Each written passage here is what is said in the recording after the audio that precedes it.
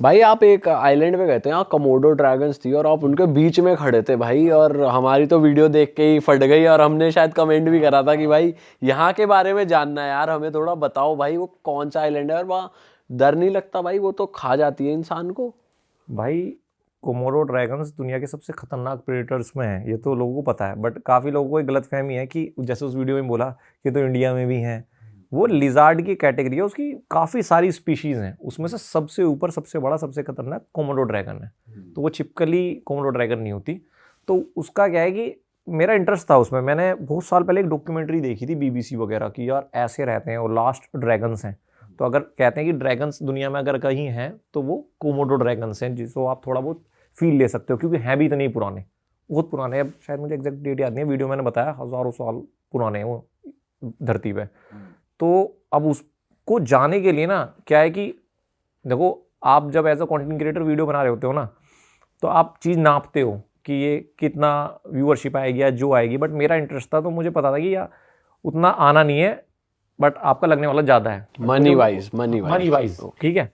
But मुझे देखना था और मैं काफ़ी टाइम से प्लान कर रहा था। तो मैं गया इंडोनेशिया। तो पहले मैं जकार्ता गया था, जकार्ता से फिर मैं बाली गया, बाली से हमने एक फ़्लाइट ली लबुआन बाजू के लिए।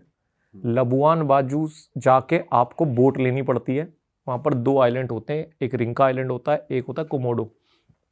कोमोडो में थोड़ा सा टूरिस्टिक होता है, वहाँ पर मतलब एक पूरा ट्रेल है, उस पर वो ले जाएंगे और वहाँ दिखाएंगे। रिंका आइलैंड थोड़ा सा रो है, तो मैंने रिंका आइलैंड चूज़ करा, बिल्कुल ही बीच में ले जाएंगे, वहाँ पर ऐसा ले जाएंगे। और वो प्रिजर्व है। हम सोचा था ड्रोन वगैरह उड़ा के और पास से दिखाएंगे, मैं तो सोचा था थोड़ा सा पास से मुझे टच वच करा देना। तो कह रहे नहीं भाई ऐसा नहीं करा सकते। तो हम रिंका आइलैंड पहुँचे।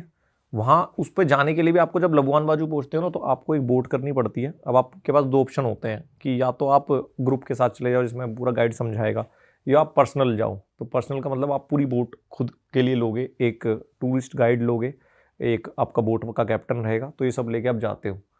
तो वहाँ पर जब भाई आप उस पार्क में घुसते हो ना, तो समझाते हैं पूरा कि भाई आपको ऐसे ऐसे करना है, ये भागना है तो कैसे करोगे, और हमारा बंदा रहेगा।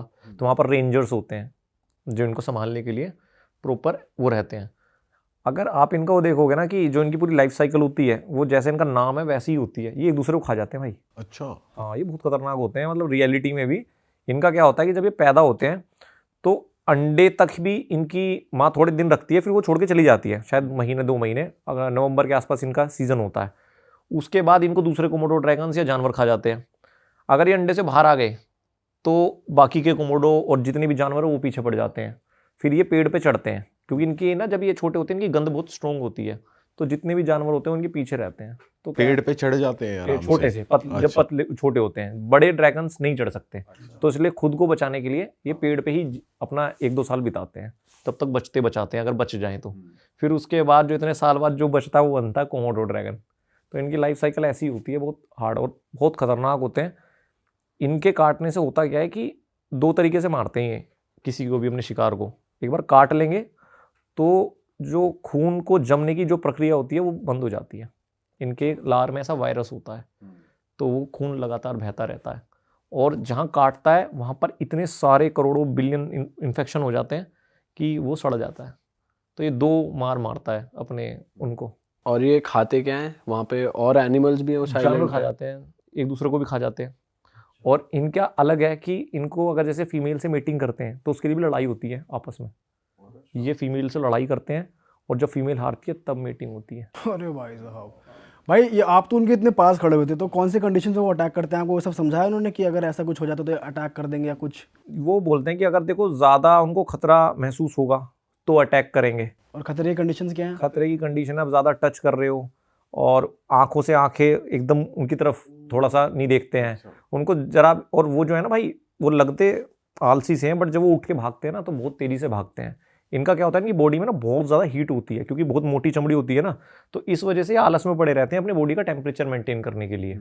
बट अगर इनको भागना पड़े तो ये 30 की स्पीड तक भाग सकते हैं। और इनके जो क्लोज होते हैं ना वो इतने हैवी होते हैं, अगर आपको ऐसे मार देंगे तो शायद 2 टुकड़ों में कर देंगे और पूरी हड्डी अलग कर देंगे। इतने बड़े बड़े होते हैं इनके। इस तरीके का जानवर बहुत खतरनाक है। बट जिस आइलैंड पे रहते हैं भाई वो बहुत जन्नत है। मतलब चीज़ें मैच नहीं होती यहाँ पे ये रहते हैं। अच्छा जी। वो मैं एक उस व्लॉग में देखना, मैं ऊपर गया हूँ तो उसने दिखाया एक व्यू, भाई समुद्र दिख रहा है, एकदम से टापू दिख रहे हैं, और वहाँ पर एक हट बनी हुई है, और उस हट के नीचे कोमोडो बैठा हुआ है। मैंने कहा यार ये क्या है, आराम से चिल कर रहा है, पड़े रहते हैं पूरे दिन। हाँ, बट जो छोटे वाले होते हैं ना, लोग सोचते हैं कि बड़े से डरना है, डरना छोटे वाले से है, क्योंकि उसकी स्पीड और ज़्यादा तेज़ होती है, और उसको गर्मी क्योंकि कम लगती है, तो वो ज़्यादा अटैक करते हैं। पहले ह्यूमंस पे हुआ है, अब काफ़ी टाइम से रेंजर्स वगैरह रहते हैं, तो अब अटैक नहीं हुआ। अच्छा भाई, ऐसे ही आइलैंड पे बोट क्रॉस करते हुए आपका एक लाइफ थ्रेटनिंग एक्सपीरियंस रहा था कुछ इंडोनेशिया में ही, वो भी बताओ यार ऑडियंस को। भाई वो एक ऐसा एक्सपीरियंस है, वो कभी मेरा वीडियो पे नहीं आ पाया। आज भी वो वीडियो मेरे पास पड़ी हुई है कि शायद दोबारा उस आइलैंड में जाऊंगा तो उसको आधा पार्ट करूंगा, है ना। हमने कोशिश की थी बनाए, तो क्या था कि मेरे को 2023 में जब हम बना रहे थे तो हम ये देख रहे थे कि यार हमारा जो कंटेंट है वो किस तरफ जाएगा। देखो मैं प्योरली बताऊं, मैं ट्रैवलर भी हूं, बट मैं एक साथ में कंटेंट क्रिएटर भी हूं। मैं तो ये नहीं बोल सकता कि मैं पूरा एक लव वो है। तो मैं सोचता हूँ कि यार ऑडियंस जो देखे उसको वैल्यू मिले। तो उस टाइम हम ये देख रहे थे यार किस तरह का कंटेंट लोग पसंद करेंगे। तो हमने एक टॉपिक डिसाइड किया था कि 24 घंटे एक सुनसान आइलैंड पे, बट वो सुनसान आइलैंड वाकई में सुनसान होना चाहिए। ऐसे नहीं कि किसी भी आइलैंड पे चले गए झोड़ वोड़ में और आइलैंड बता दिया। तो वो हम ढूंढ रहे थे, यहाँ पर हमें मिला नहीं। तो मैं इंडोनेशिया में था, वो जो ताना तोराजा गाँव है जिसमें डेड बॉडीज़ रखते हैं, उस पर उसकी वीडियोस बनाने जा रहा था। तो हम मकासार में रुकते हैं, मकासार से रात को बस जाती है ताना तोराजा के लिए। तो रात में जब हम रुके हुए थे तो मेरी क्या आदत है, मैं गूगल मैप पे चीज़ें देखते रहता हूँ, आसपास कुछ यूनिक मार्केट मिल जाए, कुछ भी मिल जाए। तो वहाँ पर मुझे शहर से थोड़ा दूर आइलैंड दिख रहे थे, वो छोटे छोटे समुद्र के। तो रैंडमली आपने सेलेक्ट कर लिया? हाँ, मतलब मैं बस शहर देख रहा था, फिर मैंने देखा ऐसे छोटे छोटे से आइलैंड है, क्योंकि इंडोनेशिया में टोटल 17,000 आइलैंड है। इंडोनेशिया पूरा आइलैंड की वो है। तो मुझे लगा यार ये तो ठीक है, मकासार भी है, ऐसा टूरिस्टिक प्लेस भी नहीं है, तो यहाँ पर जाके बनाएंगे तो सही रहेगा। अब मैंने जैसे एक आइलैंड चूज़ किया, गूगल मैप पे देखा, उसकी छोटी सी वो आ रही थी फोटो, एक की टावर लगा हुआ है उस पर। यार ये परफेक्ट स्पॉट है, बट अब इस पर जाए कैसे जाए।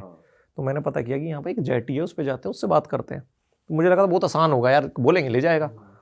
मैं वहाँ पे गया तो मैंने कई लोगों से बात की, यार मुझे इस आइलैंड पे जाना है, इस पे जाना है। वो सब मना करने लगे, कह रहे कि वो सामने आइलैंड देख रहे हो वो है आइलैंड, इस पे एक्टिविटीज़ होती हैं, बार हैं। मैंने यार एक्टिविटीज़ नहीं करनी है हमें खुद सर्वाइव करना है किसी आइलैंड, एकांत आइलैंड चाहिए, तो नहीं मान रहे थे। तो हम एक जगह ना रिक्शे से कहीं जा रहे थे, तो उस रिक्शे वाले ने मेरे से बोला कि आप कल क्या कर रहे हो। मैंने कुछ नहीं, कह रहा मेरे पास बोट भी है। तो मैंने बोला बोट है तो एक काम कर, मुझे इस आइलैंड पे जाना है। तो वो वाली बात है ना, जो तलाश रहा होता है वो ज़्यादा करेगा, जिसका पेट भरे हुए वो तो नहीं करेगा। तो कह रहा कहाँ जाना है, मैंने उसको बताया ये आइलैंड पे जाना है और हम ऐसी ऐसी वीडियो बनाना चाहते हैं। तो उसने मुझसे बोला कि भाई देखो मैं ले तो जाऊँगा, एक तो तुम्हें पुलिस को नहीं बताना, अगर पुलिस को पता चलेगा तो मैं फंसूंगा, क्योंकि यहाँ पर नहीं जा सकते। दूसरी बात कि अगर मैं बोलूँ चलना है तो चलोगे, अगर निकलना है वहाँ से वापस, ज़्यादा चूचा नहीं अपनी, ज़्यादा ये नहीं कि कभी तुम वहाँ जाके फंसा दो और मतलब फंस गए हमें, तो मेरे लिए दिक्कत हो जाएगी। तो मैंने बोला ठीक है यार, कंडीशन देख लेते हैं, जाके बनाना तो शुरू करते हैं, सुबह निकलते हैं। सुबह तो हमारा प्लान था कि 7-8 बजे तक निकल जाएंगे हम निकल गए। और वाकई में भाई वो मैप पे दिख रहा था, बट मैप से ऐसा लग रहा था कि पास है, बट वो बहुत दूर था। और बोट थी वो मच्छी बोट नहीं होती, बहुत पतली सी एकदम से, ज़्यादा उसके लिए बनी नहीं थी। ठीक है भाई, हम पहुंच गए। जाने में हमें कोई दिक्कत नहीं हुई, 1-1.5 घंटा था, 1.5 घंटा तो आप समझ सकते हो। और वो बहुत 2 इंजन वाली बोट नहीं होती, स्पीड बोट जो होती है, मच्छी बोट तो बहुत तेज भागती हैं, तो काफ़ी अच्छा खासा दूर था वो। पर जाते हुए तो हमें मज़ा आ रहा था, एकदम समुद्र बढ़िया, व्यू वगैरह बढ़िया, मस्त चूज़ किया हमने एकदम स्पॉट। हम उस आइलैंड पे पहुँचते तो वहाँ पर एक टावर थी। तो टावर उन्होंने कभी वॉच के लिए बनाई थी, बट उन्होंने कोशिश की थी यहाँ पर एक फैमिली को भी रख दें। बट दिक्कत वहाँ पर ये हुई कि जब तूफान वगैरह आता है, पानी बढ़ता है, तो वो आइलैंड ढक जाता है। तो इसलिए वहाँ पर सेटलमेंट पॉसिबल नहीं हो पाई, क्योंकि ज़्यादा ऊपर नहीं है वो समुंदर से। ठीक है भाई, हमने सोचा समझा, और हमारे पास ज़्यादा परफेक्ट स्क्रिप्ट भी नहीं थी, क्योंकि हमें पता नहीं था ये आइलैंड हमें यहाँ मिल जाएगा। हमें तो ये था कि रो बिताते हैं, तो हम कुछ थोड़ा बहुत सामान ले गए थे वहाँ पे कि ये सामान होगा, इससे खाएंगे, सर्वाइव करेंगे, और थोड़ा बहुत हट वगैरह बनाएंगे, ऐसा कुछ प्लानिंग था। तो हम पूरा दिन शूट कर रहे थे, तकरीबन 9-10 बजे पहुँचे होंगे हम, और ये होगी 4-5 बजे की बात। एक मछुआरा आया वहाँ पर, उसने अपनी बोट लगा दी। तो हमने कहा यार ये तो मतलब हम शूट कर रहे थे कि हम अकेले हैं, ये भी आ गया। वो आया था क्योंकि समुद्र काफ़ी हलचल हो रही थी, तो वो मच्छी पकड़ने आया होगा, तो उसने वहाँ पे बोट लगा ली अपनी। अब इतने में आधा घंटा और हुआ होगा, हमारा जो बोट वाला था वो भाई भाग के आया मेरी तरफ और कहता कि निकलो चलो। मैंने बोला यार अभी तुम वीडियो बना रहे हैं। तो उसने वही बोला कि मैंने तुमसे बोला था जब बोलूँगा चलना है तो चलना पड़ेगा, क्योंकि अब तूफान आ रहा है और हमारा बहुत दूर है, हम फंस जाएंगे, और अगर हमें यहाँ से निकालना पड़ा किसी को तो मेरी खबर चली जाएगी कि मैं यहाँ पे टूरिस्टों को लेके आया हूँ। अब हमने भी समझा, हम चल दिए। तो जब मैं जा रहा था तो जो मछुआरा आया था ना, उसने आके मुझे पकड़ लिया बाजू से और अपनी भाषा में कुछ बोल रहा था, इंडोनेशियन में ये वो। तो उसके इशारों से समझ में आ गया, वो बोल रहा था कि भाई अभी तूफान आ रखा है, अभी मत जा तू। तो अब मैं अपने कैप्टन की तरफ देखूं, हम उसे कैप्टन बोल रहे थे जो हमारा वो था मछुआरा। तो कैप्टन तो कहता नहीं नहीं छोड़ो, तो अपनी भाषा में उसको बोलने लगा। हम जा रहे थे तो बुढ़े से थे वो अंकल जो थे मछुआरे, वो अपनी भाषा में बोले ही बोले जा रहा था भाई, पीछे से जैसे बोलते हैं ये मत जाओ ऐसे करके। अब मैंने उसको बोला कि भाई देख ले क्या करना है। कह रहा नहीं नहीं तुम चलो। भाई हम बोट पे चढ़ने वाले थे, बोट चढ़ने से पहले ना उसके जो वो होता है जो रस्सी सी बांध के रखता है वो छूट गई। अब वो तैर के भाग के उसने तो बोट कंट्रोल कर ली, क्योंकि तो मछुआरे हो तो उनको तो समुद्र कुछ लगता ही नहीं भाई। और हमसे कह रहा कूदो कूदो कूदो, और हमारे पास भाई कैमरे भी फोन भी, और मतलब हम उस मेंटली उसके लिए प्रिपेयर नहीं थे कि समुद्र में कूदना पड़ेगा और लहरें ऐसी। समहाउ हम चढ़ गए। और दिक्कत ये हुई थी, इस ट्रिप पे जाने से पहले मेरा एक दिन पहले हाथ टूटा था, ये वाली उंगली टूट के अंदर घुस गई थी इसका नकल बॉक्सिंग क्लास में। और या तो मेरे पास दो ही ऑप्शन थे, या तो मैं ट्रिप छोड़ दूं, तो मैंने कहा प्लास्टर वास्टर लगाओ चलते हैं भाई। तो आज शायद लोगों को पता भी नहीं होगा, हजारों लाखों मैसेज इसी बात कहते हैं कि भाई तेरा हाथ क्या हुआ, किसने पीट दिया, कभी इंडोनेशिया में तुमने पीटा।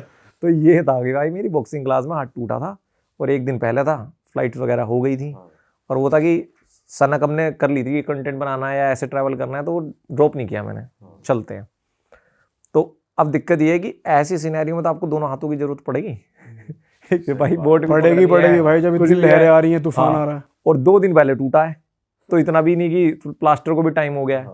तो मैंने कहा भाई ठीक है देखते हैं। मैं आगे बैठा था, मेरे साथ में एक दोस्त बैठी थी, हम दोनों बैठे हैं। हमने भाई वो जिस पे ऐसा ना फट्टे से लगे होते हैं, 2 बंदे थे हम जो शूट कर रहे थे, और एक वो अपना कैप्टन साहब। तो कैप्टन साहब तो इंजन के ऊपर बैठ गए भाई, इंजन दबा रहे हैं। और वो बोट क्या होती है भाई, बहुत छोटी बोट है। शिप में भी क्या होता है कि जैसे रफ सी होता है ना, तो आपको लहरों के ऊपर चलानी है बोट अगर कभी बचना है। कभी लहरें साइड में नहीं रखनी, ताकि वही चांस है आपका इकलौता, क्योंकि लहरों को ऊपर जाओगे तो बच जाओगे। लहरें अगर एक भी साइड में आई तो गए आप। तो भाई वो फुल स्पीड पे भगा रहा है। अब होता क्या है, बड़ी बोट को तो पता नहीं चलता, जो छोटी बोट है मच्छी बोट, वो तो कूदती है ना, लहरें थोड़ थोड़ थोड़ भाई। वो जैसे जैसे गिरे पानी हमारे ऊपर,